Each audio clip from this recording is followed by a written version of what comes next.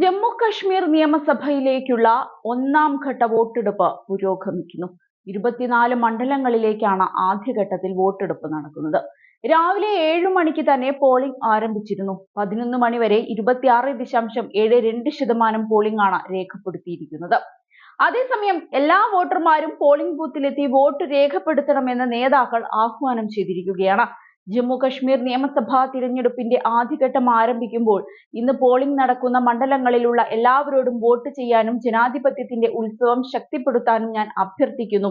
പ്രത്യേകിച്ച് യുവാക്കളോടും കന്നി വോട്ടർമാരോടും അവരുടെ സമ്മതിദാനാവകാശം വിനിയോഗിക്കാൻ ഞാൻ ആഹ്വാനം ചെയ്യുന്നുവെന്നാണ് പ്രധാനമന്ത്രി നരേന്ദ്രമോദി പറഞ്ഞത്. ലോക്സഭയിലെ പ്രതിപക്ഷ നേതാവും കോൺഗ്രസ് നേതാവുമായ രാഹുൽ ഗാന്ധിയും ജനങ്ങളോട് പോളിംഗ് ബൂത്തിലെത്താൻ ആവശ്യപ്പെട്ടിരിക്കുകയാണ്.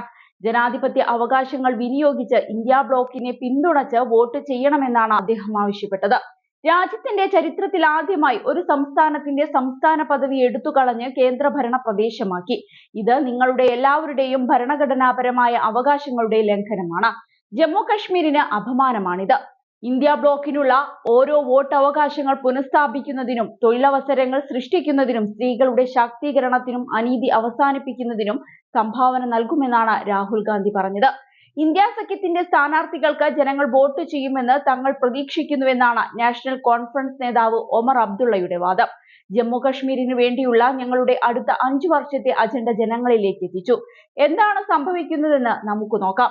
10 വർഷത്തിനു ശേഷം നടക്കുന്ന ഈ തിരഞ്ഞെടുപ്പ് വളരെ പ്രധാനമാണെന്ന് അദ്ദേഹം എടുത്തു പറയുന്നുണ്ട്. വോട്ടുകൾ വിഭജിക്കപ്പെടാതിരിക്കാൻ വോട്ടർമാർ ശ്രദ്ധിക്കണമെന്നും ഒമർ അബ്ദുള്ള കൂട്ടിച്ചേർത്തു. താഴ്വരയിലെ നിരവധി സ്വതന്ത്ര സ്ഥാനാർത്ഥികൾ ബാലറ്റ് ഭിന്നിപ്പിക്കാൻ ലക്ഷ്യമിട്ടാണ് മത്സരിക്കുന്നതെന്ന് അദ്ദേഹം മുന്നറിയിപ്പ് നൽകിയിട്ടുണ്ട്. അതേസമയം വോട്ടെടുപ്പിൽ സംതൃപ്തി പ്രകടിപ്പിച്ച് CPM നേതാവ് മുഹമ്മദ് യൂസഫ് തരിഗാമി രംഗത്ത് വന്നു. ജനങ്ങൾ ഇപ്പോൾ ഒരു മാറ്റം പ്രതീക്ഷിക്കുന്നുണ്ടെന്നാണ് അദ്ദേഹം ചൂണ്ടിക്കാട്ടിയത്. വൈകിയ തിരഞ്ഞെടുപ്പ് പ്രക്രിയ കശ്മീരിലെ ജനങ്ങൾക്കിടയിൽ അസംതൃപ്തി സൃഷ്ടിച്ചതായും അദ്ദേഹം കൂട്ടിച്ചേർത്തു. അതിനിടെ ജമ്മു കശ്മീർ നിയമസഭാ തിരഞ്ഞെടുപ്പിന് പിന്തുണയും പ്രോത്സാഹനവുമായി മുൻ ഇന്ത്യൻ ക്രിക്കറ്റ് താരം സുരേഷ് റെയ്നയും രംഗത്തു വന്നു. യുവാക്കളും മുതിർന്ന പൗരന്മാരും തിരഞ്ഞെടുപ്പ് പ്രക്രിയയിൽ സജീവമായി പങ്കെടുക്കണമെന്നാണ് റെയ്ന ആവശ്യപ്പെട്ടത്. ജനാധിപത്യ സംവിധാനത്തിൽ വോട്ട് ചെയ്യേണ്ടതിന്റെ പ്രാധാന്യവും റെയ്ന ചൂണ്ടിക്കാട്ടി.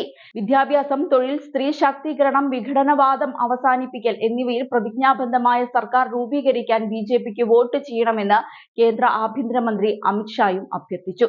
ശക്തമായ ഇച്ഛാശക്തിയുള്ള സർക്കാരിന് മാത്രമേ ഭീകരരഹിത ജമ്മു കശ്മീർ സൃഷ്ടിക്കാനും അവിടെയുള്ള പൗരന്മാരുടെ അവകാശങ്ങൾ സംരക്ഷിക്കാനും കഴിയൂ എന്നും അമിത് ഷാ എടുത്തു പറഞ്ഞു. അതേസമയം സ്ഥാനാർത്ഥി പട്ടികയെ ചൊല്ലി വലിയ പൊട്ടിത്തെറിയാണ് BJP ഉയർന്നത്.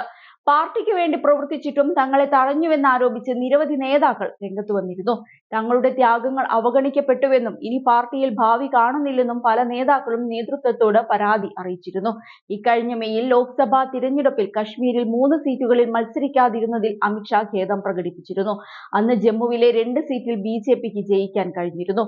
അതേസമയം എന്തുകൊണ്ടാണ് കശ്മീരിൽ വെറും 19 സീറ്റിൽ മാത്രം മത്സരിക്കുമെന്ന് BJP പ്രഖ്യാപിച്ചതെന്നാണ് ഇപ്പോൾ ഉയരുന്ന ചോദ്യം.